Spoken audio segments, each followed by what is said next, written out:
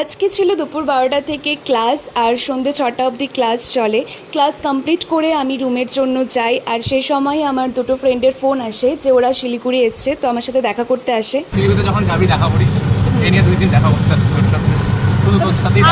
আমাকে মা কি বলছে বলতো, ড্রিমকে বলবি কি বেশি বেড়াইতে না ওর সাথে, অল্প অল্প দেখা করতে, ওর সাথে বেড়াইতে দিয়েছি না। কেন?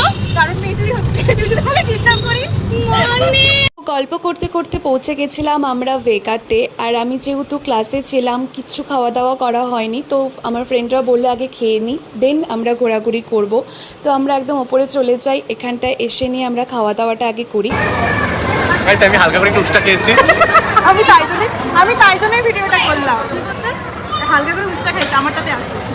খাওয়া দাওয়া করার পর আমরা কিছুক্ষণ ঘুরি আর খুব সুন্দরভাবে একটা টাইম স্পেন্ড করি। আর যেহেতু অনেকটাই লেট হয়ে গেছিলো, তো আমরা বেশি আর কোথাও না গিয়ে সেখান থেকে ডিরেক্ট